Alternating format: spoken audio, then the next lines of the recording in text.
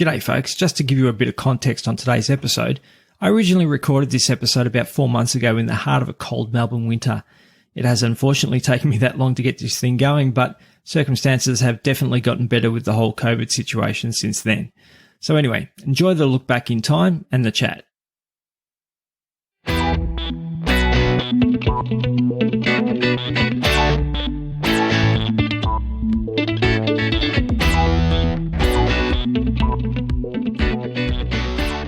Hey, how's it going? Welcome and thanks for taking some time out of your day to give me a listen. I'm Darren and this is the show where the guests on my list get to have some fun with their favourite list countdowns and we get to know them and their work a little bit better. We discover and explore the personalities behind your favourite podcast hosts and their shows. So this is how the show works. Each week I invite the host or hosts of a podcast to be my guest on the show and to count down their top 10 lists in a topic of their choosing. Along the way, we take breaks and ask questions to discover the story behind the guest's work and get a little bit more up close and personal with the creators. Delve a little deeper into their world and hopefully we have some fun with their lists as well. Remember, if you'd like to get in touch with the show, you can contact me at my Gmail, Twitter and Instagram, all at my guest list pod. Please rate and review where you can, but maybe give me a few shows to get the hang of this thing before you do. So today's intro is going to be a little bit longer than usual, purely because it's the first show and I just wanted to give you a little bit of a backstory before we get into it. So these first two episodes were recorded on an old laptop with a pretty dodgy sound card, and it didn't help that I saved the files in the wrong format. I did consider not actually putting these episodes out and starting with something else that I'd recorded later, but I thought it'd be disrespectful to the two guests that I had on who gave up their time and were fantastic. They were witty and articulate and they made the shows. So if you can put up with the quality issues, then I think you're going to be entertained. First Cab Off the Rank is a hockey podcast from Vancouver with a very likeable and knowledgeable host. We have a chat about music, his show, and life in lockdown in Vancouver. So hockey fan or not, sit back and relax and get ready to listen, live on tape, usually from the palatial estate, to the host of Pucks on Net. That sucks. Missing out on your grads and your, and your proms and your whatnots and you're drinking out in the field around a bunch of tires. Like these kids are all missing. We didn't all grow up in Surrey, Dave. Hey. Some of us grew up south of the Fraser and can identify and respect drinking in a field surrounded by a bunch of old tires.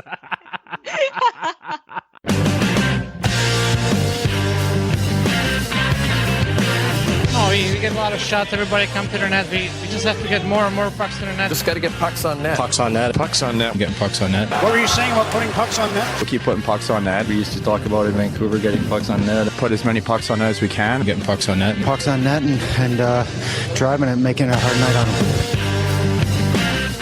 them. Live on tape. This is from a myriad of locations. And that was the cold open and intro music to one of my all-time favourite podcasts. Pucks on Net is a show based in Vancouver, and while it deals with a very specific part of the sporting world, its appeal transcends that of just the hockey fan.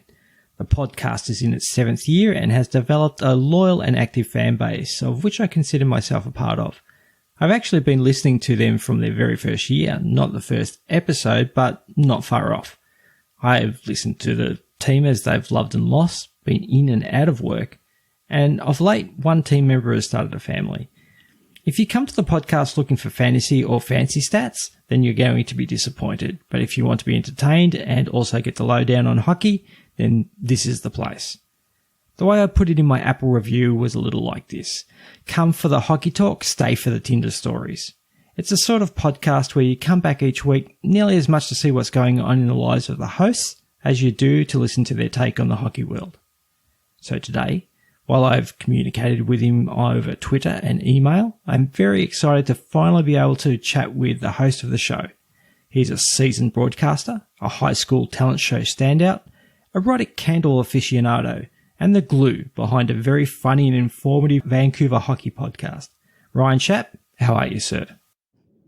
I am humbled at hearing such an eloquent and beautiful description of our podcast and my various titles that I hold all true. I'm very flattered to be here, and I'm very touched. I'm happy to sit down and talk with you today. Mate, thank you very much for agreeing to do it. It's this is something that's in its infancy for me. So someone like you with all the experience that you've got to come on and give me a hand and help out. And I must say it's a bit of a selfish sort of podcast for myself too, because I finally get to talk to one of the hosts of a podcast that I obviously I've listened to for a very long time, and I enjoy each week and look forward to each week. So, hey, that's all it took. I mean, you couldn't, I was looking for a selfish reason myself, and I'm not going to talk to you unless there's a podcast to be recorded, or I'm just not going to have a FaceTime with you. No way, no how. I don't blame you. Mate, how are you coping with quarantine and everything in the lockdown there? I'm doing pretty well. I've been working from home, air quotes around work, since middle of March. March 17th, St. Patrick's Day, was the first day of working from home, and it's been fine. I live in, as you said off the top, we're based in Canada, and I'm in British Columbia, and they're in Vancouver here. And we took a very smart and serious approach to the illness, which seemed maybe like a little overkill in the first couple of weeks. From we have a physician in our province named Dr. Bonnie Henry, who went from being the woman that gives the doctor who gives the updates every week to a cult hero. Like, she is so revered and loved, and people seem to just love the quality of work she's done to curb the illness in our province. So we're doing pretty well here. Bars and pubs and restaurants are opened up to social distancing and limited capacity, and you're writing down your name when you come and go so that they can track the illness. Not everything's back to normal, but things are pretty positive here. And plus, it's summertime here in Vancouver, which is, you deal with 9 months of rain and cold and darkness to get 2.5, 3 months of just beautiful summer weather. Yeah. So it's like, we're doing well. No complaints here. Oh, that's good. That's good. And the other members of the team, I know one of them's obviously in a little bit of a colder place, more in the interior in Ottawa for you guys, I guess. I don't know if you call that the interior, but it's further across inside your country. How's everybody else doing? Yeah, everybody. Dave, who lives in Ottawa, in the nation's capital, you're doing he's a new father, so you're doing about as well as you can. You're already, hyper alert of, ways to keep your child safe. I imagine you can relate to that, but then to add in this horrible, pandemic and illness and virus, you're going to be a little more hyper concerned. But he's doing well. So is Gita. She's here locally, and our man PMAC, he's hunkered down. He's taking it very safe in his haunted house north of the city, and we're all your mate. You got to take it as good as you possibly. You got to remain as positive as possible, and you got to do what they tell you. We are not like our neighbors down south who think that wearing masks or washing hands or not being able to go to Disney World take away our rights and freedoms. That is not the case here, and we consider ourselves quite lucky. Yeah, look, we're very similar to you guys, I guess, in that sense. We here in Victoria, where I am, have just started to unfortunately go the opposite way. We had a lot of weeks of zero infections, and then all of a sudden it spiked. I guess they're talking about a second wave, but I think this was just a matter of some parts of our community, getting a little bit lax in terms of what they should be doing. And it's resulted in a little bit of a surge in new cases. But we'll get a handle on it. We're back to stage 3 restrictions here in Victoria and Melbourne, and the rest of the country doesn't want anything to do with us. They consider us unclean. They've closed all their borders to us, so we can't actually travel interstate. And if you do travel to Melbourne, you go back home, you've actually got to self-isolate for 14 days. And now they've actually started charging travellers who go abroad and then come back, who have to isolate. Now you have to actually pay for your hotel stay. Really? Yeah. I haven't heard of that before. Yeah. So it costs you three. So if you go overseas and then come back and you have to isolate, obviously in a hotel, it costs you $3,000. Jesus, well, Yeah. no need to go anywhere for the next little bit anyway. Holy crap. Yeah, no, I agree. I think that's pretty much, that's going to be off the table for a fair while, unfortunately. And, this was a year that I had planned to take the family on a trip, but it doesn't look like that's going to happen. So, Yeah, I think a lot of people had a lot of, I know definitely I was, saving up for some travel and whatnot. And then, a couple months into this, I'm like, I'm not leaving this province for a long time. So, you can spend your money elsewhere for the next little bit. Yeah, that's pretty much it. So you get to play more hockey. That's right. Well, I'll watch a lot of hockey because the season's starting up. But in terms of playing it, like none of our local rinks are open, and that's something I just started doing at the beginning of the year and was really enjoying. So I'll be, I think it'll be a long time before I get to play some drop-in beer league again, which is it sucks, but that's what needs to happen. Yeah, exactly right. And I guess you guys are playing softball at least at the moment. Yeah. That's right. We were our second weekend. We had a good game yesterday playing in as I was saying, Vancouver is a beautiful city year round, but in the summer it's just tremendous. And we were playing down by the beach and had a nice win. And softball, there isn't too much softball or baseball. There's not a lot of interacting. So it's a solid COVID friendly pastime. It's again, things slowly getting back to normal, but a different normal. Yeah. Look, it's good that someone is at least. So you guys have all done the right thing, and like you were talking about Dr. Bonnie Henry, we've heard about it here in Australia as well, and we yearn for our own Dr. Bonnie. Yeah, man, she's the best. She's fucking awesome. Fantastic, very cool. All right, so we might as well get to the list for today. What we're going to count down, and I'm very interested to see what you pick because I know you're a bit of a music fan, and I see Raconteur t-shirts, and we always hear about White Stripes and everything on the podcast. So interesting to see what we get from you today. The topic is best albums of 1991. So I think we'll start with number 10. And well, hang on. Okay. Before you continue, because how many is this? Is this the first podcast? How many podcasts have you done of this new endeavor of yours? This is it. This is the first one. So, well, you're doing great because Darren sent me a list and he says, "Here's a giant 2-page document of things that we could do top 10s of." And there's a lot of good ones. Worst TV show endings. That's not one I thought of. Least likable people on TV or in movies. But then I'm like top albums, and I'm like, I always like to bug people about how good of a year 1991 was for music, more specifically rock. Yeah. But like a great year for albums, and I'm like, I'll do that one. And I had a piece of trivia for you because you mentioned that I'm a very big Jack White fan and the Raconteurs. They are not called the Raconteurs in Australia. Did you know that? No, I didn't. What are they called? There was already a band called the Raconteurs from Australia. Oh. So when they tour there or when they release albums or anything, they are called the Saboteurs in Australia only. The Saboteurs. I actually haven't heard of them, but it makes sense, I guess. So, yeah. I haven't actually heard of the Australian band The Raconteurs either. So that's... I don't think anybody has. That's fair enough.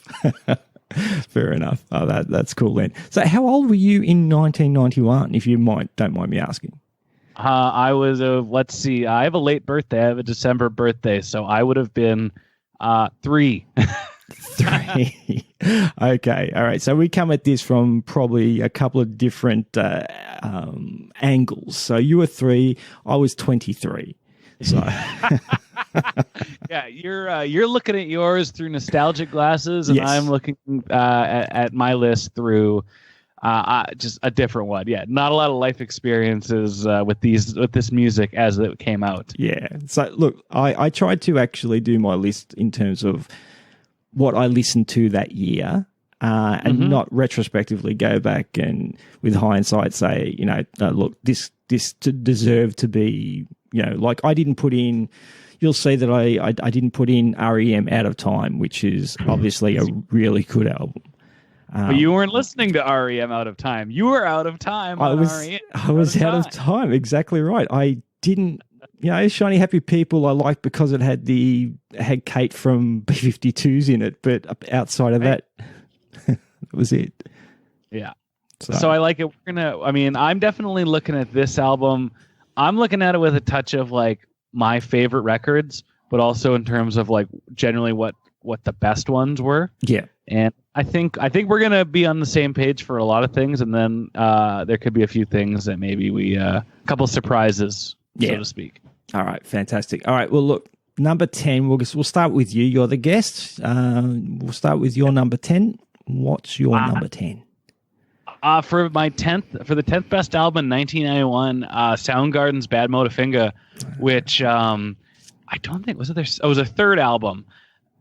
This one's a bit of a doozy. It's got probably their biggest song on it, Rusty Cage. Got Outshined. Jesus Christ Pose. Like, this is a really good record. It kind of falls off a cliff on side B, but it's a really good handful of songs on this. And I remember we were going camping in what is actually the interior, which in our provincial interior. I was going camping with some friends of mine, and we didn't have any. It was before iPhones, and we didn't have any. A CD player in the car. We didn't have any CDs, so we stopped in a town on the way, and we just each bought a CD. And my buddy bought Soundgarden Bad Motorfinger, and I bought Best of Bachman Turner Overdrive because I'm like one of these is going to be a good album, and one of them is going to be really fun because we got to listen to these a lot. It was about a 7-hour drive, 5-hour drive. So I've listened to a lot of Bad Motorfinger and a lot of Best of Bachman Turner Overdrive. But yeah, this is a very good record. Yeah, look, I must agree. I'd have to agree. 91 was I sort of came out of it or came into it with a very bland sort of, I guess, mainstream idea of music in terms of pop music that I listened to on the radio. What I was probably more into was Italo disco and Euro disco from the nightclubs that I was going out to and stuff like that. But when I heard Chris Cornell's voice, it was like getting religion. It was like, oh my God, that is ridiculous. And I must admit, it's one of my favorite albums of that year, and it's one of the albums that I bought. So yeah, definitely, I've got to agree with you. Fantastic album. Now, I know we're gonna have a handful of. We'll just keep going through my list, and then we'll pick up with yours. Yeah, cool. Yeah, for sure. Sure. Well, it's funny because my 9th album of the year also features Chris Cornell singing it, and it's the only band. It's the only album by this band, which is like a grunge Seattle era supergroup, which is Temple of the Dog. Okay. And they had Hunger Strike on there, and they had Sail Low to Heaven, and I think they had 3 singles. They had Pushing Forward back on there too. But this is an album that. It's a stupid name, and it's kind of a cheesy album cover. Like, it's meant to look and feel kind of like a joke, but it's a heavy record. Hunger Strike is a kick-ass song, and that's a really good album. And it's recorded 3 hours south of me in Seattle. Oh, fantastic. Yeah, you guys love Seattle too, don't you? You go down there a fair bit. I'm a big fan of the baseball team down there, and just going. It's a very fun town. It's like a cooler Vancouver. Yeah. And yeah, it's sad. I mean, you don't want to go because of just what's happening down there, but it makes you miss when it was a little more stable and you could go down to the States and it wasn't so chaotic. Understand. Number 8 on my list is a band I don't really like that much. I'm not a very big fan of Red Hot Chili Peppers, but if you're looking at the best albums and like kind of your favorite albums, it's hard not to give it some love. This is Has arguably one of the most played songs in FM radio history, and Under the Bridge. Yeah. It's got a couple bangers on there, Suck My Kiss and Give It Away. Give It Away. This is this is the last record where they were still that LA, speed punk and funk band. They still are a bit of troublemakers and still were dangerous. And then they were, they had to censor themselves still for radio. And this is before, John Frusciante left the band, and then Dave Navarro came in, and it just became worst. But this is a great record. It's overplayed. I think one of the things you'll notice in our list is that it has a lot of overplayed albums, because this year was so good, had so many big, memorable records that you almost kind of got sick of them because they were played so much on radio or on, I don't know, there's MTV in the States. We had Much Music in Canada, and I don't know how did you guys watch music videos in Australia? No, we had MTV as well. We had. Didn't. Sorry, we didn't have MTV, and it was like a fascinating world, because we had Much Music, which was Canadian and kind of low budget, but it was still like everybody in school would watch Much Music, and it was a huge cultural happening. Yeah, but MTV was MTV. No, I'm pretty sure we had MTV. We had shows that would come on in the morning before we'd go to school and things like that when I was younger, and they carried on for a little while. But I'm pretty sure that in 91 we had MTV, and that would be Saturday night. So we'd watch 21 Jump Street and Booker or whatever it was, and then at 11 o'clock or 10 o'clock MTV would come on. And that'd be a Saturday night. If you didn't go out somewhere, you had we had a TV show here that it's very Australian called Hey Hey It's Saturday. It was iconic and it was around forever. And it would lead into, like I said, 21 Jump Street and Booker or whatever else was on at the time. And then you go into MTV, and I'm pretty sure MTV was around then. That's what we watched. But that was pretty much all we had too, was the MTV on a Friday, Saturday night. Oh, yeah. Hey Hey It's Saturday. That is a very Australian sounding show, I got to tell you. Oh, look, it's one of the most popular and iconic shows that we had on Australian TV. It was very funny. They had all the international guests that came out ended up on Hey Hey It's Saturday, and Sylvester Stallone, Harry Connick Jr. They had a talent show that was, the expression "taking the piss," making. So they would the acts that came on were not good. and although they were funny, the people that came on that thought they were good that weren't good were even funnier. And of course. Impact TV almost. Yeah. So, unfortunately, we had one incident with when Harry Connick Jr. was on the panel, and there were a bunch of guys that came on in blackface. And, yeah, it was a different time, people. No, well, it was a different time, but Harry Connick was like, "No, you can't do that." Even back then, it was like, "No, yeah, you can't do that, guys," sort of thing. I'm not going to judge that. And it was it was a bit of a thing. So, but yeah, it was a different time back then. And but oh well, I actually thought it was pretty showed a bit of character from Harry Connick Jr. to make the stance that he did. And he didn't make a big thing of it, but just said, nah, that's not really right, guys. And there was no malice intended, but then again, you can't really say that. So, but it was a great show. And more to the point, it was the intro. Like, if you weren't going out that night, it was the start of the night to which would end with MTV. I'm having a resurgence in watching music videos because I changed my cable package, and now I just have a couple of music channels that just play just music videos all day long, and I just leave them on in the house, and a bunch of stuff that I grew up on will come on, And I'm just like, kids today just won't understand what it's like to have to wait around watching TV for your music video that you wanted to see. Come on. And would hope that you taped it, because if not, you got to wait another 3 hours just to watch it. Exactly. Yep. I understand completely. So, yeah, back in the old VHS days and, just waiting with your hand on the record button. So, because if you weren't waiting there with your hand on the record button, then you would have been out of time. Exactly. Which is my seventh album, my number 7 on my list of the top 10 albums of '91. REM. I'm not the biggest REM fan. This is just a classic record. Shiny Happy People's on it. Losing My Religion's on there. It's I think it was the next record the film is on. What's the Frequency Kenneth on it? I can't remember, but it's not their best. It's probably their most popular record. I wouldn't say it's their best record, but my parents. I don't know if you had this in Australia. Did you have a Columbia Music House? Not that I know of. No.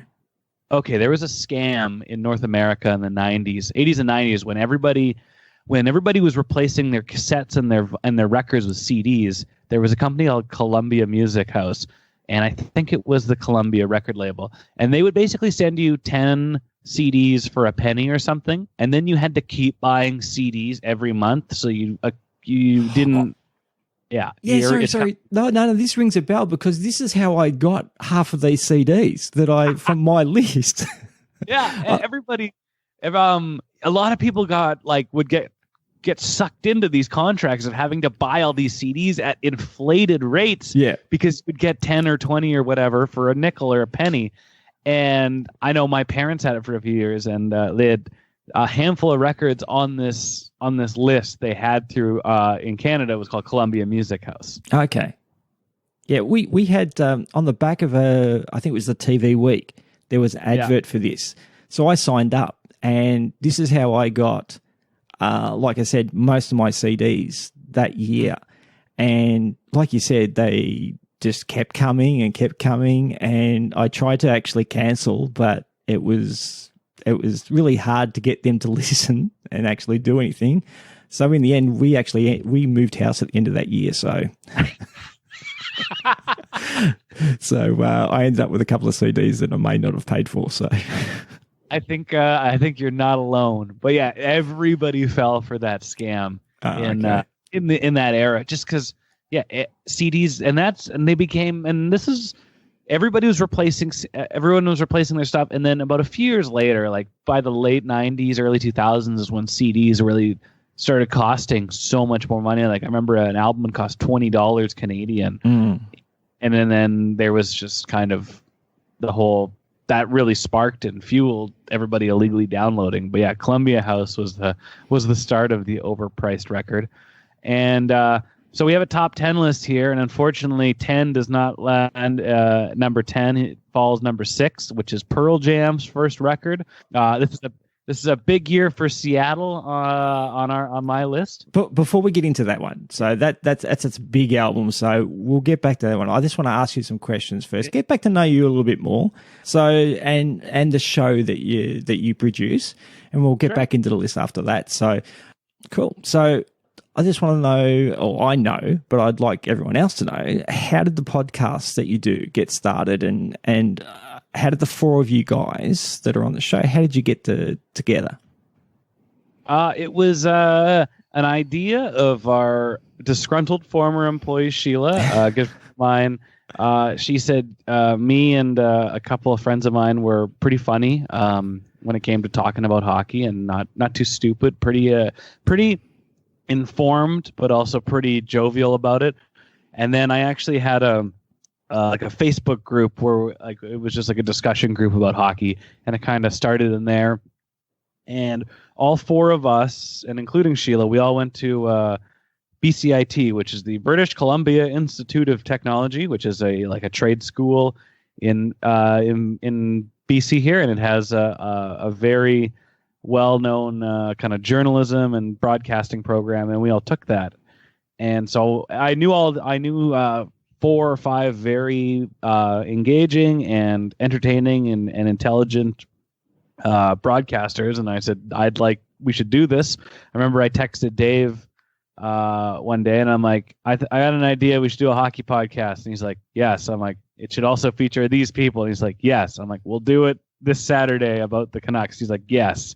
Like, he was down.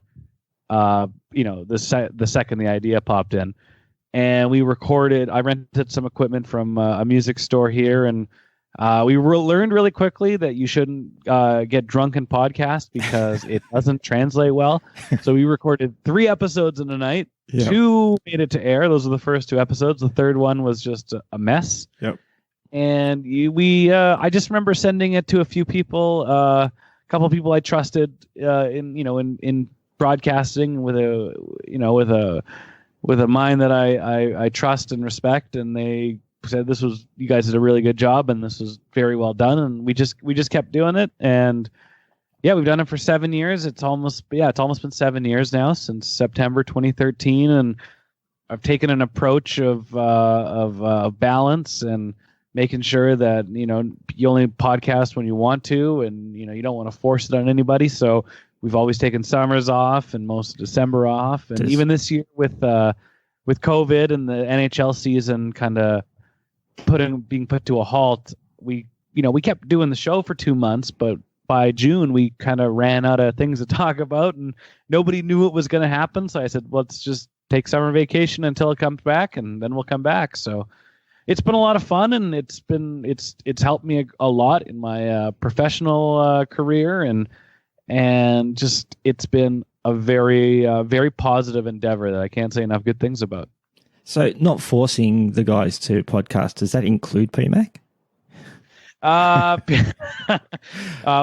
Paul loves to podcast, but you know what? He's sometimes once he's there, it's great, and he's got a lot to say. But maybe getting him there some weeks is a little challenging. But no, he's like him and I do our Patreon shows together, and he's just a tremendous wealth of hockey knowledge, and he's pretty damn entertaining. And sometimes I think that he doesn't know that he's that good at podcasting, and maybe that's a good thing. But I love podcasting with him, and as well as Gita and Dave very much.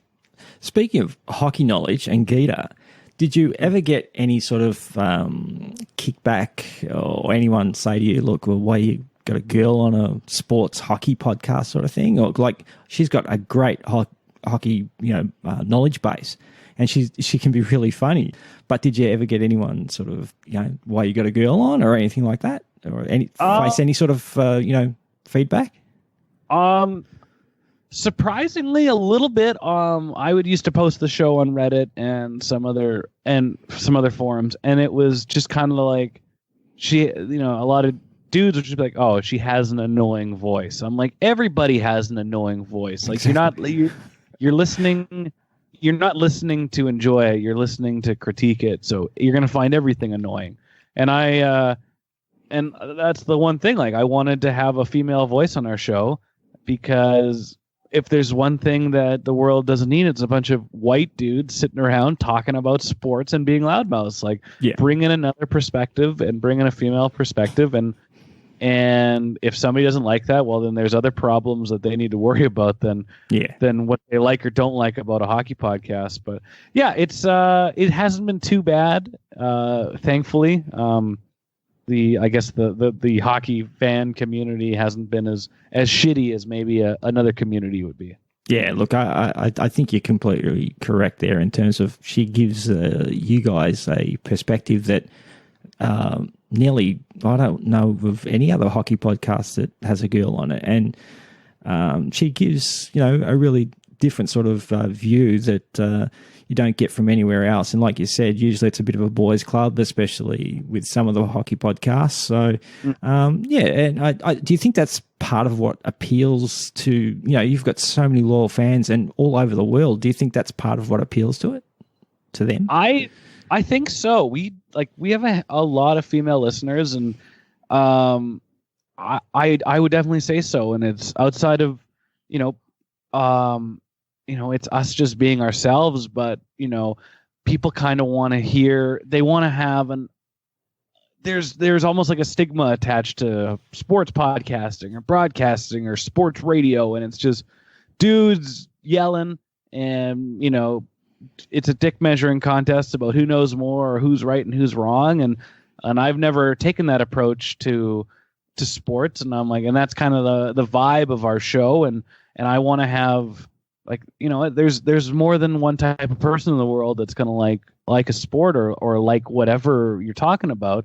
And the more, the more voices you can add to the conversation, the more well-rounded it's going to be. And I mean, whether you use sports as an escape in life, and a lot of people do, it's you can say that, but a lot of our social issues are being a lot of athletes are sounding off on that, and they are expressing themselves on that, and they are protesting and they are that, and they are, they're speaking up and they're speaking out, and you don't want to have just the normal group of white dudes talk about sports, and because they're not going to have those experiences, they're not going to have that voice to chime in on it. So I've always been very excited to have, a different perspective on the show.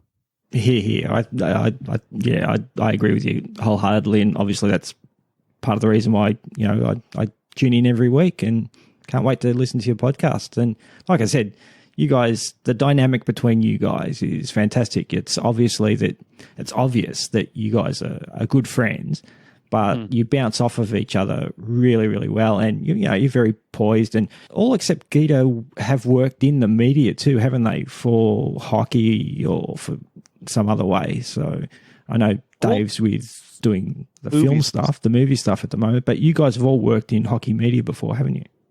Yeah, and she has too. We were going, okay. Yeah, when we were going to school, she did a practicum at TSN, which is one of the two sports broadcasters in the country. And she worked with them for a month or so, and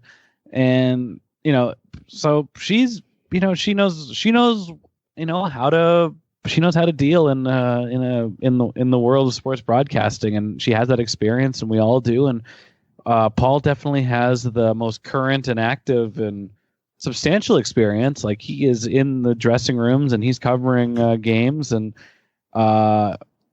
just doing a great job. But yeah, we've all been exposed to the world of sports broadcasting. Yeah, it shows, and it's great, very cool. All right, look, back to the countdown. I know you want to get to this one because look, this is probably my favorite album. Giving away a little bit, but that's probably my favorite album of the year. So, number 6, Ryan's Countdown. Number 6 is 10, and now, I will brush on this quickly because I'm going to brush on actually all of these albums a little quickly because I want to talk about them a bit more with you. Yep, for sure. So I'll just kind of touch them quick. Pearl Jam's debut album, 10, which is a tremendous record. There's a lot on here. Like, this is an album that you don't skip.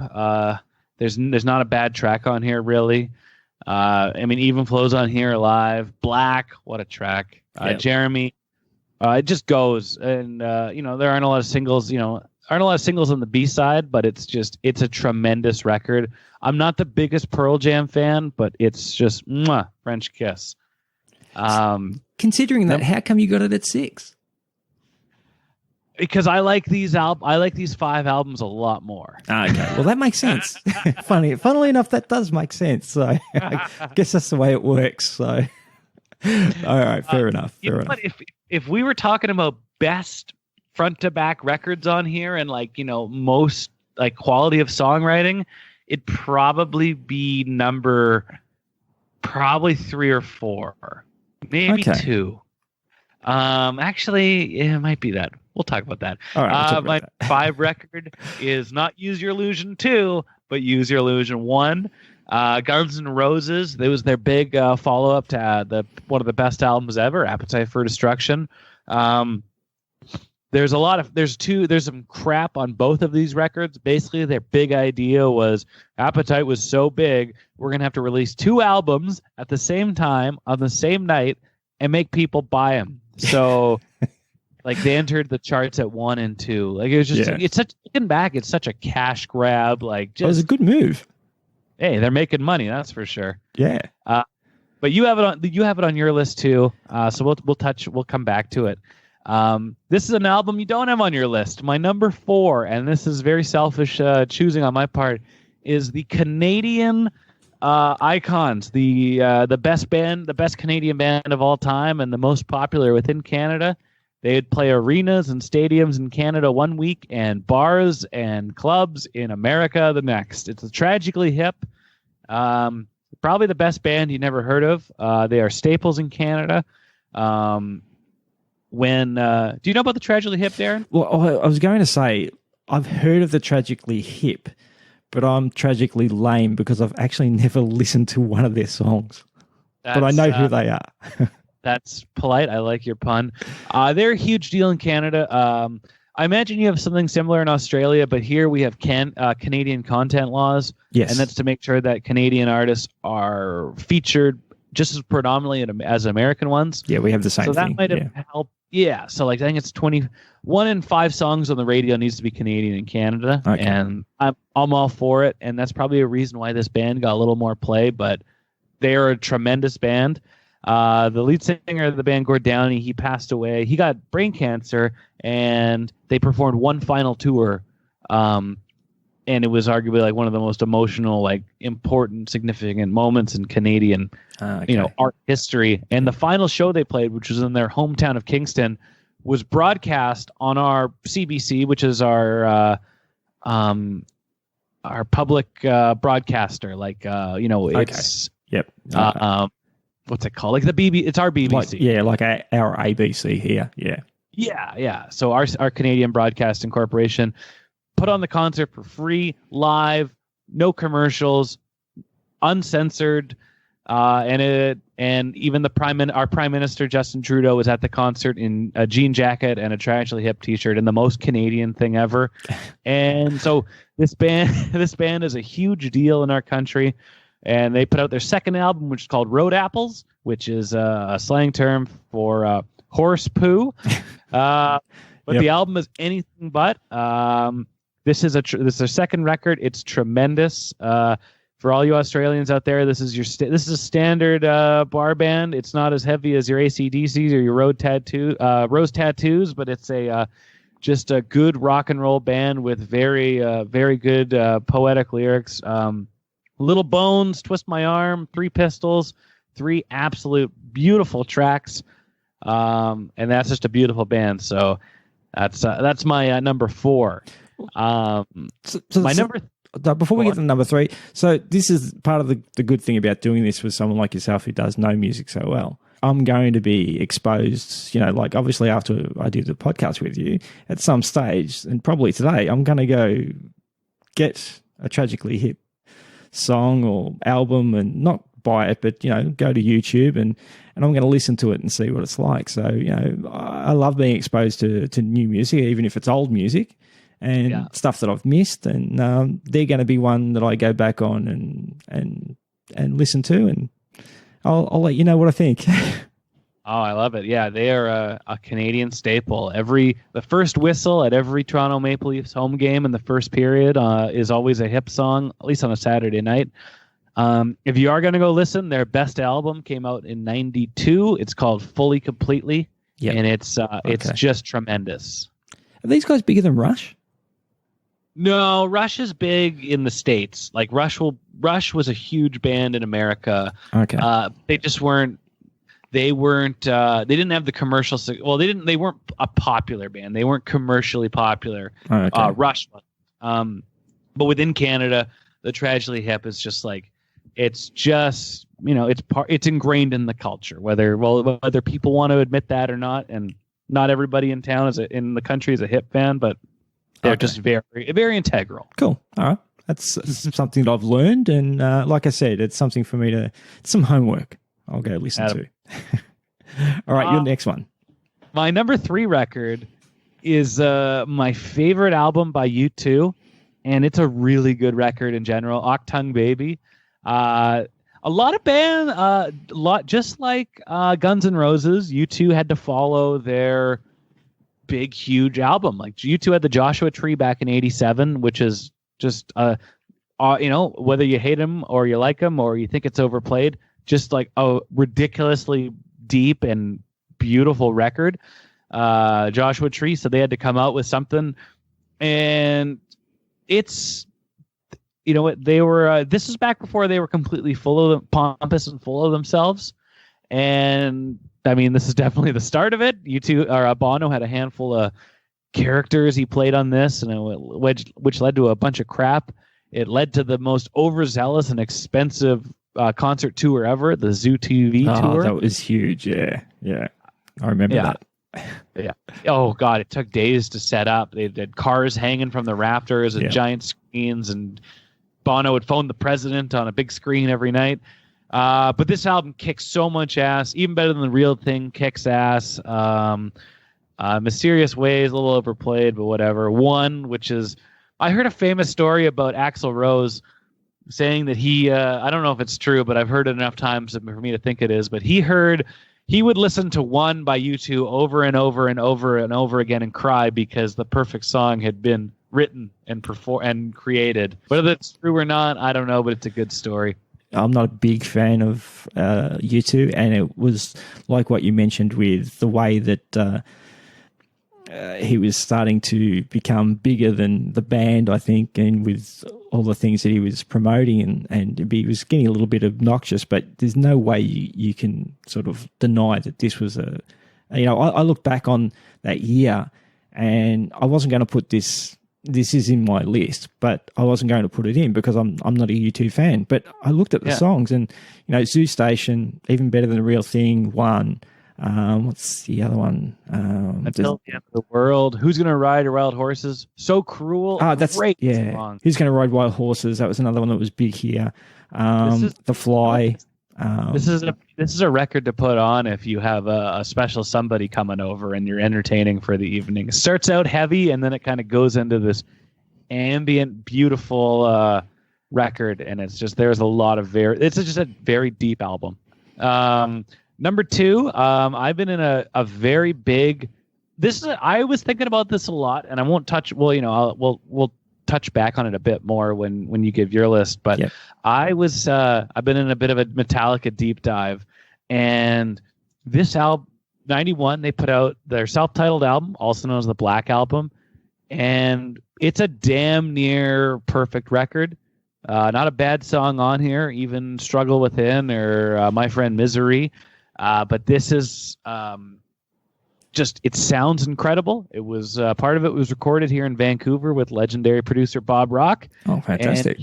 And he made the band sound a lot better than they were. If you were a Metallica fan, they did not sound their live show and their energy did not translate to the records before this. Yeah. So this is the album that if you buy a new stereo or you're testing out something and you want to hear how clear it is, or you want to hear how good your car stereo is, you put in the Black Album because it is just produced perfectly. Okay. Yeah. And that's my number two. Go on. Well, I was just going to say, of those, all the banging hits from that album, what would be your favorite? Like, Enter Sandman's iconic, but Nothing Else Matters is. I know a lot of the guys that I talk to who like Metallica, that's their favorite song off that album.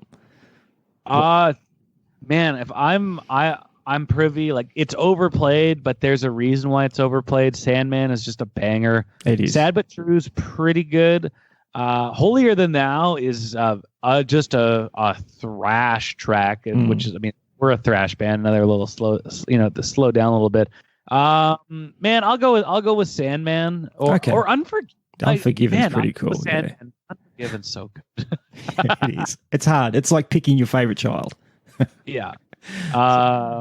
When I'll save that, sir, for when we're talking about it again. My number one album is Nevermind, which is the debut album, the second album by Nirvana. Bleach was the first. Bleach. This album is also very overplayed. I imagine Smells Like Teen Spirit gets 45 plays on FM radio every day, but it's just a tremendous record. 5 singles from it.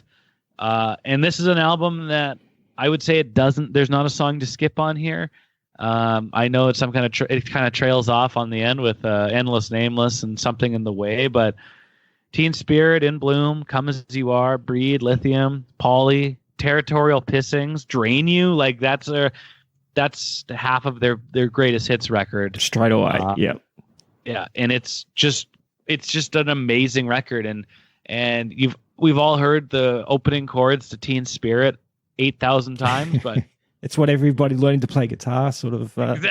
that and Stairway to Heaven. So, or That's smoke, right. actually, Smoke on the Water. That's the other Well, one. that's the easiest one right there. Yeah, But yeah, this is an album that once you get past Teen Spirit, because like it's a very overplayed song. yeah, But when In Bloom kicks up and then into Come As You Are, which is I'm gonna say it's the best and my favorite Nirvana song, Come Yep. As You Are. yep, definitely. It's just incredible, and like this is just it's so funny. Like you think of albums later in the 90s and the 2000s where you'd get, there was such a rush to put out CDs for people to buy them that you would get like a one or two good songs on a record and then a whole lot of fill. Like this is there's a reason why it's arguably one of the best albums of all time. Yeah, look, and like you said, after a certain, like the first, say, 6 songs, maybe 7 songs, or probably 6 songs on that album are, going to be on their greatest hits album for sure. But then, with On a Plane and Stay Away, Something in the Way, it's like Something in the Way, that's a fantastic song. There's not a bad song. No. Like, some of them, Polly and things like that, are a little bit different, but that was what people loved about. Well, that was the grunge era as well. There was a lot of, it was different from what you were hearing everywhere else. So it's an iconic album. Do you know what Polly is about? No, I haven't heard it in a long time. I know, you educate me. Polly is about Kurt Cobain. There was a girl in Seattle that was kidnapped and abducted. Oh, okay.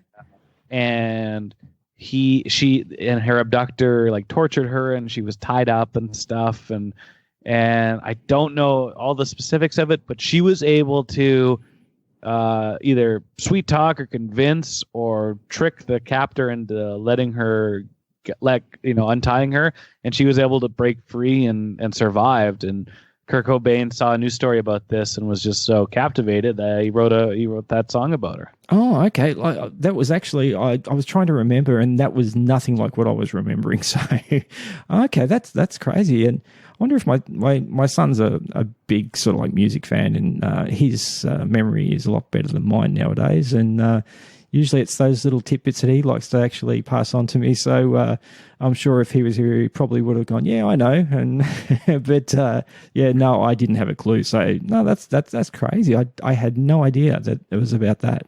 Yeah, that's nuts. She managed to escape by jumping from the truck at a gas station, attracting attention from surrounding people. Gerard Arthur Friend, no friend of ours, was arrested and convicted of his crimes of rape and torture. And yeah, it's a sad story, but it's a tough story and a difficult song too. You get that feeling from the song. It's not a happy song. No, a lot of songs on that record aren't happy. No, yeah, I must admit, it's a lot of angst there. So, look, being such a big year, do you have also, that's your number one. So, and undoubtedly, there's going to be a lot of people that agree with you there. And, I find it hard not to agree with you as well, because that was one of the most played albums for me as well, personally, that year. But being such a big year, any notable mentions you want to pass on as well that you just couldn't fit into the top 10, but you wouldn't mind actually noting? I low key really like Ozzy Osbourne's "No More Tears" that came out in 1991. Yeah. Hellraiser is like one of my favorite songs, and that gets me so pumped up. When I would have my NHL games for PlayStation, when you could still do custom music, my Canucks would always skate out to the solo Hellraiser. Okay, yeah, very cool. And I know this is on your list, and it's definitely on my honorable mentions: Van Halen's "For Unlawful Common Knowledge," which wink wink is an acronym that Yes. spells out the F word. Yes. That's a great record. Actually, that one I was humming and hawing over to replace maybe REM or something, Yeah. because it's got Right Now on there, and the album starts out with one of my favorite intro songs to a record ever with Pound Cake, Oh, Pound Where, Cake's sensational. playing his guitar with a drill, which I've definitely gone downstairs and gotten Dad's drill to do that and play it by the pickup. It's got a lot of good tracks on there, and it was probably Van Halen's last good record. So I'd put those two as my honorable mentions. Look, I'd agree with both those. They're fantastic. And Van Hagar or Van Halen, no matter which way you want to look at it, I know there's a lot of haters out there for Sammy Hagar, but it was still Van Halen, and I thought his voice fantastic. And I'm a big Extreme fan, so I like Gary Cherone, but I still think Sammy Hagar was a better front man than the little time that Gary Cherone actually did with those guys. So this is a very cool album. So fantastic. So that's your 10. So and look, it's a strong 10, very very solid. I don't think with a few notable exceptions or differences. I'm right there with you with most of it, and I only have a couple of differences in probably order, and only a couple of different albums from you. But before we get to my 10, I want to ask you a couple more questions about your podcast. So Absolutely. All right. So Ryan, this is a big question for you. So just as a bit of a what if, White Stripes are playing their last concert in Vancouver, and the Canucks are playing Game 7 at home for the Cup. Which do you go to? I wouldn't be able to afford tickets to Game 7 in the Stanley Cup Final in Vancouver. Yeah. That is are we allowed to swear on here? Of course you can. That's a fucking hard question, and that could be the hardest dilemma I may ever face in my life. Well, I mean, I hope that's the hardest dilemma. Man, I would go with the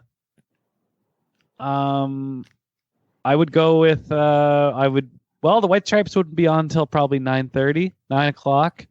So I would watch it, and I could do both. You could do both. Fantastic. Good answer. That's what I like. A man that can find a way. So yeah.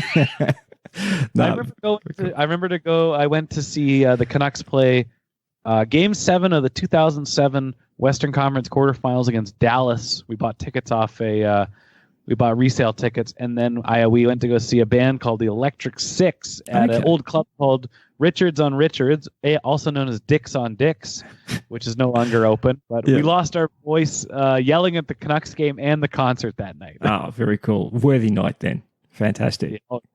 That was a very good dilemma question. I will give it to you. But if there's a gun to my head, I would pick White Stripes in Vancouver. Okay, fair enough. Well, look, it was a bit of a Star Trek fan?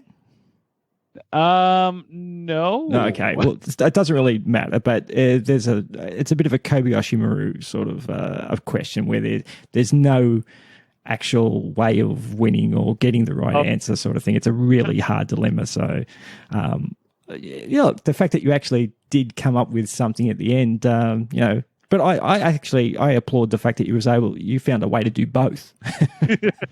Hey, let's hope. Yeah, let's hope. Look, the other question I wanted to ask is probably more about you than just a podcast. You're not shy to put yourself out there. Like, you're all over social media and you're very involved with the fan base.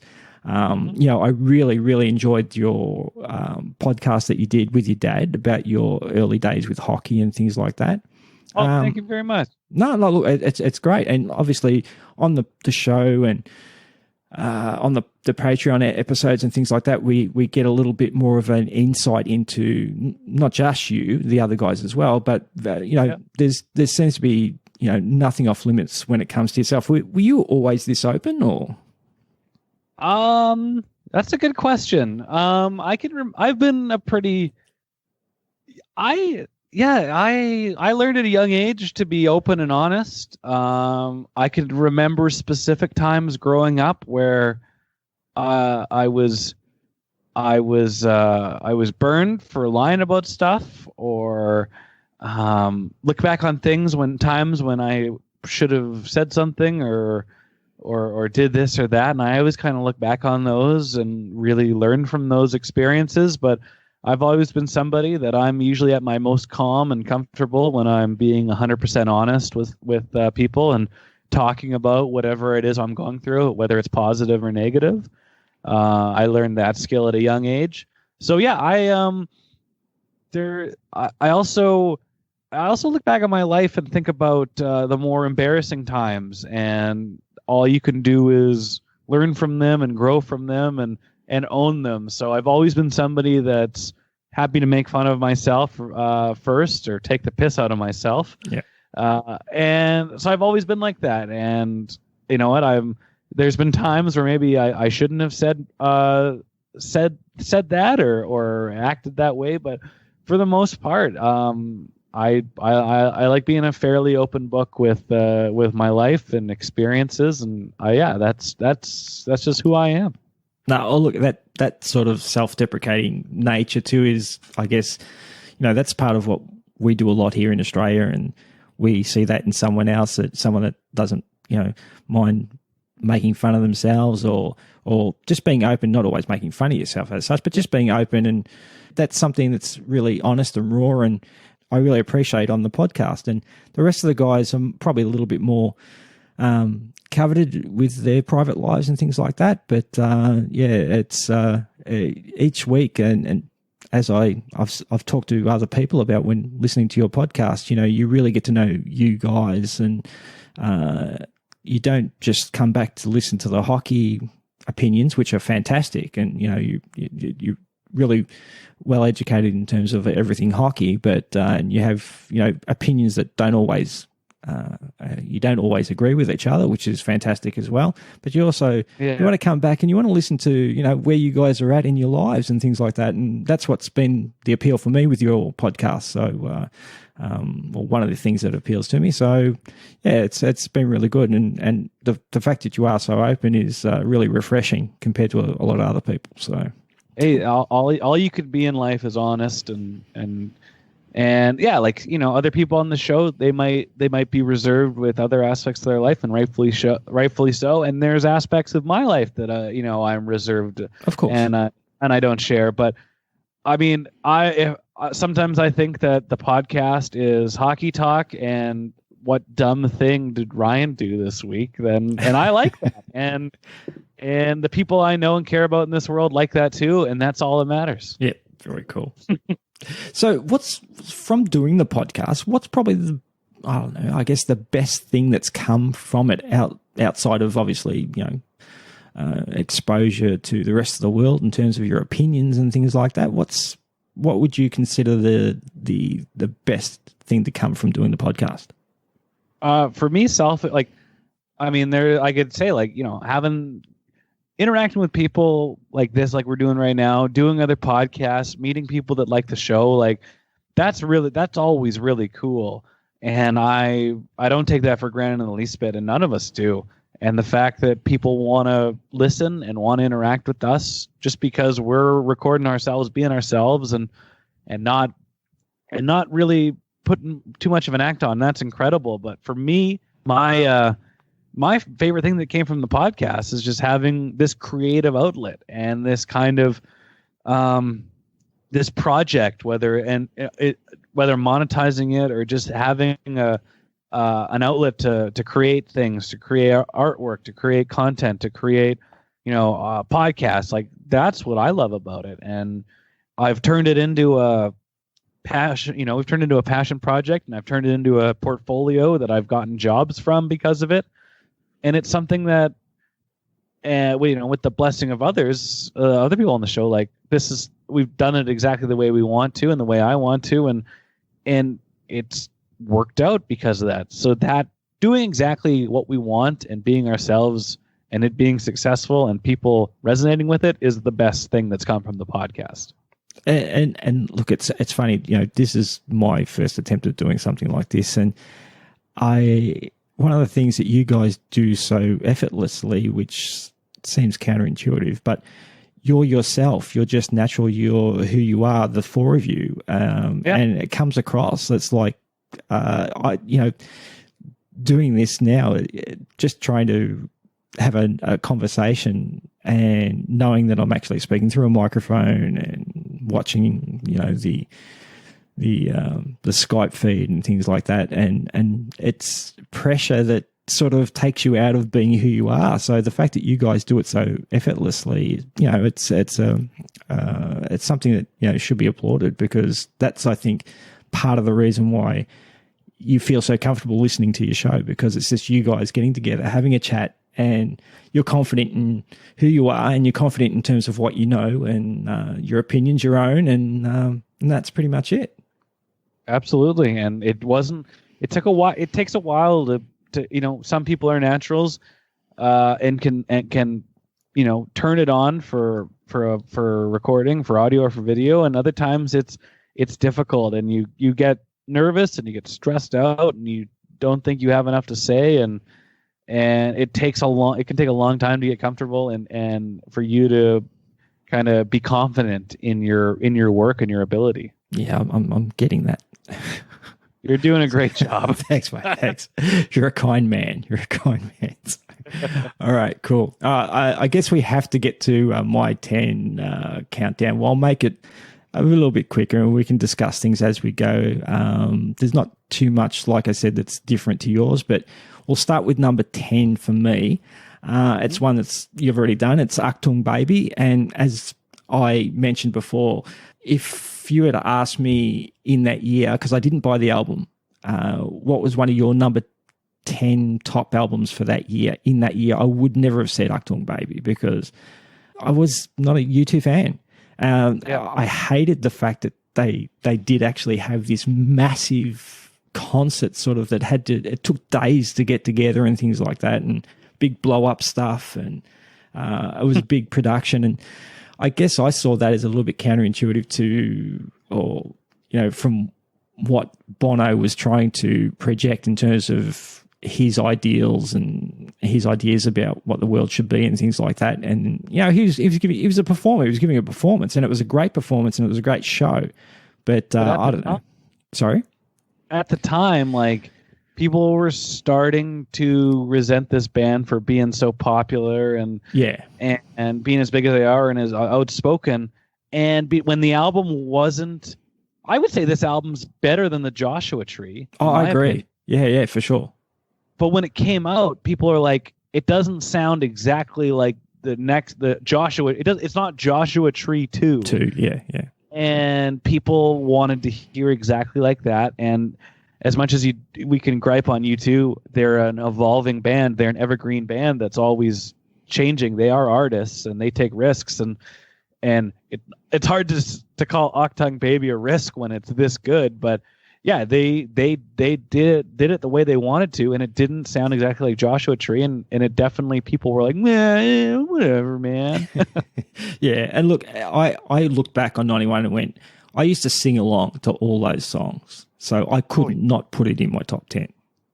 Even though I didn't buy the album, I had to put it in there. Yeah. So number nine was one of those, like I said, it was a year where I found a lot of bands, and this band is no different. Smashing Pumpkins' Gish.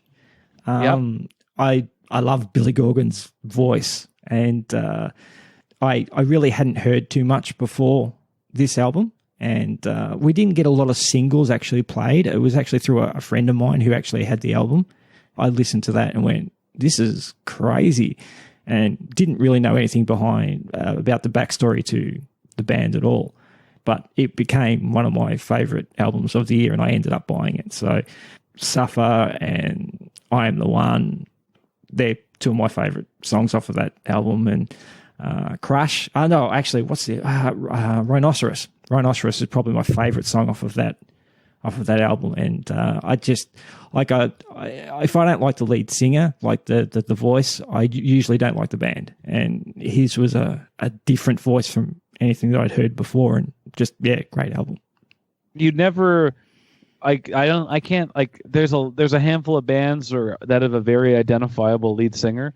Billy Corgan might be the most identifiable, like his voice could be the most identifiable in terms of lead singers. Like, that's a Smashing Pumpkins song because he's so unique. And the funny thing was when I was finding out about the band, he's got that voice that doesn't suit someone that's like 6'5". Yeah, that's right. I saw him in an interview out here when he came out to Australia once, and the interviewer was a petite girl, and he rocked up for the interview, and he picked her up at one stage. It was like the guy was. I had no idea he was so big, and yeah, crazy. I'm gonna be honest with you. I've never listened to Gish. Oh, really? And I mean, I was looking at it and I'm like, that's not the one with what's it called? What's the I'm blanking here. Rhinoceros was Chirrup Rock. I was thinking it was Siamese Dream, which has Chirrup Rock on it. Yeah, no. I don't think Chirrup Rock's on this one. No, so I'm like, is Gish a good record? Should I put that on my Apple Music as soon as I get off the phone with you? I would. Yeah, like I said, it's my number 9. Rhinoceros is probably the big song. From that album. That might have actually been released as a single here. I'm not sure, but like I said, I found these guys through a mate of mine who had the album. So they didn't get a lot of airtime before. The only time that we there might have been one song, but Bullet with Butterfly Wings was the big one that broke them here in Australia, as far as I'm concerned. There was a song before that, but I can't remember what it was. 1979. Not 1979. That would have been the other one. Yeah, sorry. And what was the other one from that album? There was 2 from that album that was actually really good. 1979 and Tonight. Yeah. So actually, they were probably that album was actually really, really big here in Australia. Gish wasn't big here in Australia, but it was the burgeoning of my music awareness, I guess, of the grunge era and all that sort of stuff, and Mudhoney and Alice in Chains. Although I'd found Alice in Chains the year before with Dirt.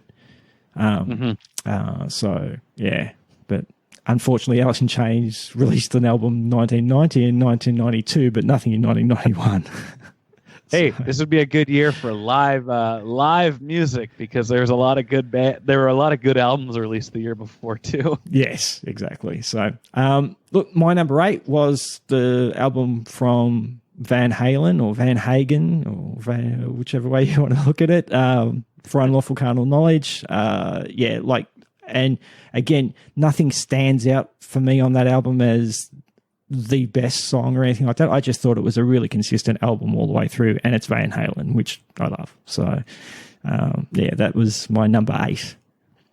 First like 4 songs on that album kick ass. I saw Van Hagar play in like 2004 on a reunion tour, and yeah, you got to. I mean, David Lee Roth is cooler than Sammy Hagar, but Sammy Hagar is a better singer and frontman than David Lee Roth. So you're in a bit of a conundrum. That's the real debate there. Like, there's no question who a better singer and songwriter is.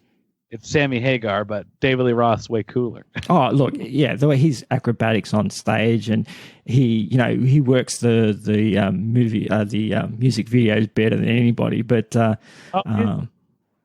Sammy's a great singer. Sammy's a fantastic singer, and like I said, Pound Cake. Actually, that's probably the most recognizable song off of that album. Oh wait, right now? Right now, did you say? Now? With the piano, remember? Yeah. Right now, I sort of. Wow. I can't look. This, like I said, it's a fair while ago for me. And I haven't actually listened to that album. I own the album, but I just haven't listened to it in a long time.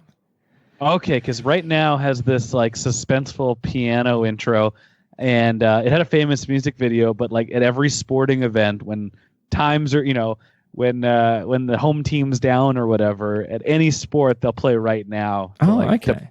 up the suspense. I remember Runaround. That's another song from that album that I remember. Yeah, it's a really cool song. Yeah. All right, so number 7. What did I have at 7? No, 6. Up to 6 or 7? Of course, Soundgarden. So Bad Motorfinger. I just didn't put it in my rundown here. So again, this was a band that I really didn't know much about. I've gone back and bought the earlier albums, like their Garage Days and stuff like that. But this was the album that I found Chris Cornell. His voice, I think, got better even after he had the trouble with his throat and things like that. The more gravelly nature to it actually, I thought, enhanced his sound. I thought it was better.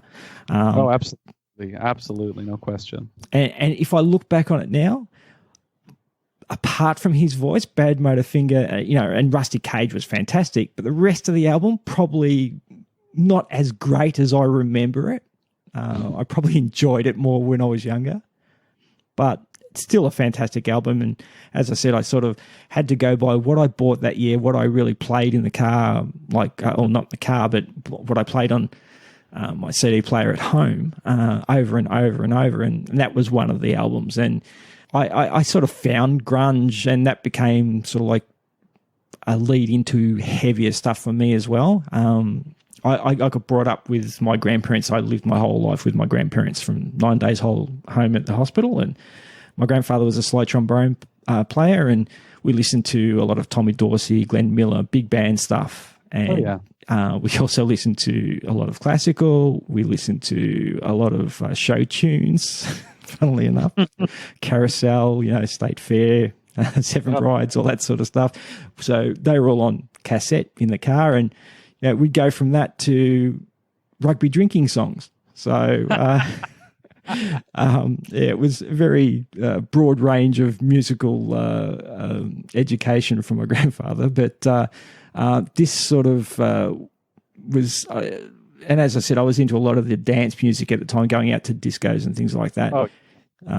So when grunge hit, that sort of became my thing that I really loved. And then that led into heavier stuff with Pantera and things like that. So there's certain albums that I play over and over and over again, and Soundgarden, like I said, Alter Bridge, and a few of these other guys, Incubus, they're always on the rotation that I really like. And that was mainly because of this year. Like the first albums I bought were Nevermind and Pearl Jam 10.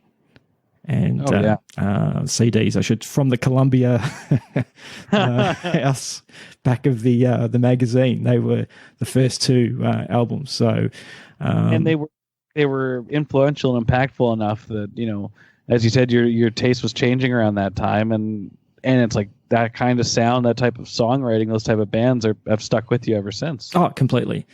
But in saying that, my number 6 sort of bucks the trend to all that with Prince and the New Power Generation, Diamonds and Pearls. What is this? I have no idea. I saw this on your list, and I'm like, tell me. I'm getting under the tragically hip learning tree here. Okay. So I was always a Prince fan. Probably the first actual vinyl album that I bought was either Prince. Yeah, Prince and New Power Generation. Oh, man, I didn't know that was Prince and... Yeah. Oh, my God, I'm an idiot. No. So the first 2 albums I bought, or the first album I bought was either Prince 1999 or Human League Dare. I can't remember which one it was, because I'm a big Human League fan as well. But I was always a Prince fan. And you look at the track list for this album, Thunder, Diamonds and Pearls, Cream, Get Off, Walk Don't Walk, Push, Money Don't Matter Tonight. It's, again, start to finish, a fantastic album. And, it was one of those ones where I wouldn't have remembered it, mainly because I've always liked Prince, but I didn't buy this album. But I listened to every one of these songs, obviously, and look forward to them coming on the radio. Diamonds and Pearls was, I had to go back and look at it and went, oh, that was a huge album for me in that year. And so the film clips were pretty good too. So Cream is a great song. I love that song. Yeah.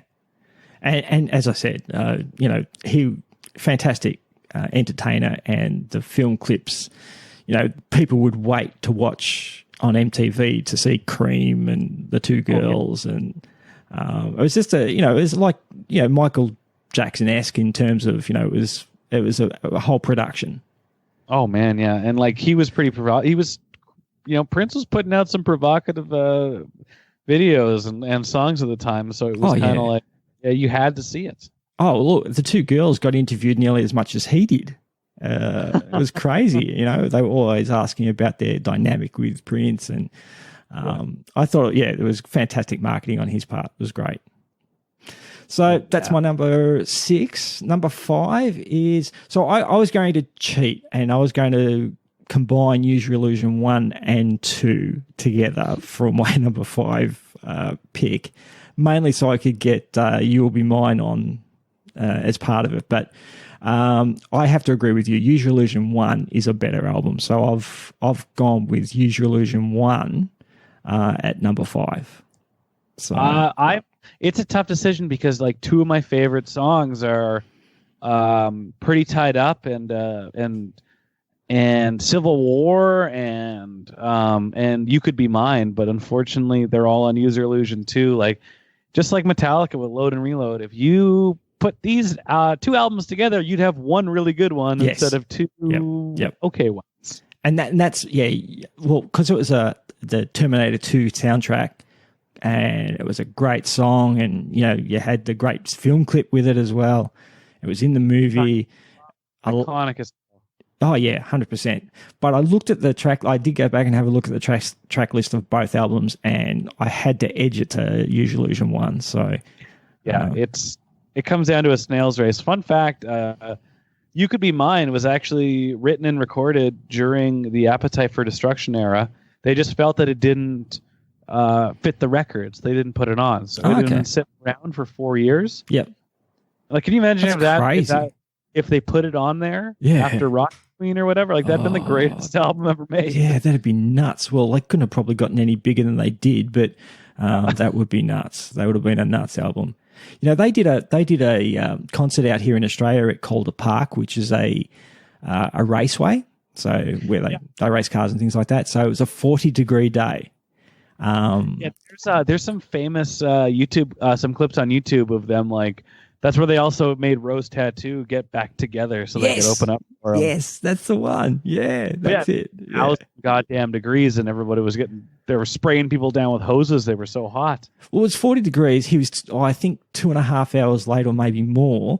And then there was a massive thunderstorm that hit, and no one could get back from the raceway. So people had to either walk or spend the night there. They were charging like $20 or $10. I can't remember what it was for bottled water. They were spraying everybody down. It was crazy. And the funny thing was everyone was so annoyed at Axl Rose, but as soon as the band got out there and started playing, everyone forgot about it. Were you there? No, that's Australia's Woodstock. Everyone says, yeah, I was there. But, or they were at the big day out where Limp Bizkit caused a riot. Yeah. Well, look, I think the GNR concert was 75,000 people though. It was gigantic. It was huge. So that was probably the more memorable of the two out of that and the big day out. But I consider that sort of like our Woodstock. A lot of people say they were there, but I think maybe a quarter of the people you talk to were actually there. Yeah, of course. Everybody's got that. Yeah. All right. So my next one was Metallica or the Black Album. Couldn't deny that it is, iconic. It's a fantastic metal album sort of thing. But, I sort of had issues with them later on with the whole Napster situation. Of course. But I couldn't not put this album in there. On a lot of people's list, it'd be number one. We've already gone over how many fantastic songs are on there. It still the crazy thing about the Black Album is it's still in the charts. Like it still sells thousands of copies, physical or digital, like every week. Like it's ridiculous. That's how nuts. Many people buy the Black Album. Yeah, 23. Still do. Yeah, it's crazy. The fact that it's, it's so long on from when it was released and it's still doing that sort of business is crazy. Yeah, absolutely. But good music's good music, no matter what the generation. Absolutely, man. All right, number three. Number three is, for me, Red Hot Chili Peppers, Blood Sugar Sex Magic. Again, we've spoken about all the great songs off of that. That and the other two albums that I'm about to put in number one, number two, those three albums were my most played albums of that year. The music, I think there were a lot of people's. Yeah, look, they were fantastic. They were, it was different. The voice was great. The music was thumping. Loved it. So, yeah, very cool. And so I'll look. It's not going to be any big surprise. Number two is Never by Nirvana. And what a surprise! Yeah, I know. Yeah, way to keep it under the hat. But and number one is 10, Pearl Jam. For me, Pearl Jam's 10 is probably the most complete album. There's others probably in the running, but if I'm honest, that's an album I could listen to anytime. Nirvana, Nevermind, sometimes some of the songs I'm not in the mood for. Yeah, that's a mood record. I was just gonna say, 10 you could put on, like 10 of the Black Album are damn near perfect, and you can put those on just about any time you want. Yeah. Nevermind, it might be if you don't feel like being in a down mood, you might not want to put it on. Pretty much, yeah, exactly right. And so that's it. That's my top 10. I had a couple of notable mentions very quickly. KL Left the White Room, which had a couple of cool sort of like dance poppy type songs on it that were pretty big here in Melbourne. And the other one was Stevie Ray Vaughan, The Sky is Crying. So that's it. That's pretty much both of our top 10s. The only thing I probably want to do is ask you one last question about the podcast. And one of the things that I love about the podcast is the way that certain things have organically evolved. And I think that comes from the fact that you guys are so laid back and natural with what you do. So we have, a couple of bucks, we have the car and things like that. So they've become staples and part of your show. And anyone that wants to know what that is, go and listen to the guys. You'll see what I mean. What's the favorite? What's the most? What's your favorite thing that's developed from the show and through the audience's involvement? Because I know you've got like Yerky and those guys who do a lot of really cool stuff in terms of cartoons and things like that. Probably what's like? Is it the T-shirts? Is it the sayings? And I still don't own a Tacoma Monster Trucks T-shirt. I didn't even know you did it. I'm not sure if we're even still selling those, but you probably don't. Yeah. That's the most side of jokes, but I really love that. So for those listening, one time we tried to. I really like. Probably my favorite thing is the Couple of Bucks story. And for those listening, Gita and I on the show, we tried to go buy tickets from. I'm not sure if it's still a PC term, but I'll use it. Scalper, a ticket reseller. Yep. And I just politely walked up to this big fat angry guy and I said, "Hey, how much are balcony seats going for?" And he just it seemed like I caught him at the wrong time. He's like, "A couple of bucks?" And I'm like, "Excuse me?" He's like, "A couple of bucks." And I'm like, "Huh?" And then the last time he yells at us like, "A couple of bucks." And I'm like, "Oh, okay, thank you. You don't want any of our service or to talk to us. We're just going to leave." And so any chance any opportunity we have to mention that phrase or plug our Patreon to spend a couple of bucks, we got to revisit it. And I just love that story because it's, it was people on the show going to try to go to a hockey game, and that was the strange weirdo we encountered, and it lives forever on the show. So stuff like that, like little stories like that are probably my favorite things from the show. Yeah, fantastic. Look, and I'd have to agree. The story, and that's like I said, the appeal to the show. It's not just the the great hockey knowledge. It's all those little tidbits that you get from from your lives and your experiences around hockey and things like that. That I think that even if you're not a massive hockey fan, that you come to your show and still have a good time and listen to what's going on in your lives and not just about what's going on in the hockey world. So. Yeah, that's what we're trying to do, and thank you very much for your kind words. No, more power to you. It's fantastic. So, mate, look, I'll give you a chance to tell everybody where they can listen to your show and get in contact with you on email or Twitter or anything like that. So feel free to plug away. Yeah, for any if any of you listening are curious about all the very kind words that Darren's had to say about my little program, you can head over to pucksnet.ca. Follow us on Twitter, pucksnet.ca or pucksnet.ca or pucksnet.ca. Thank you. Same with, we're everywhere. Just Google us and we can listen anywhere you want. And yeah, take a listen to that. And you can follow me on Twitter and Instagram at ShapTop. And listen if you want, explore if you want, and if not, well, I hope you enjoyed our conversation today, because I sure did. Fantastic, mate. Thank you very much for agreeing to do this, and thank you for your help leading up to it. And hopefully, it wasn't too painful.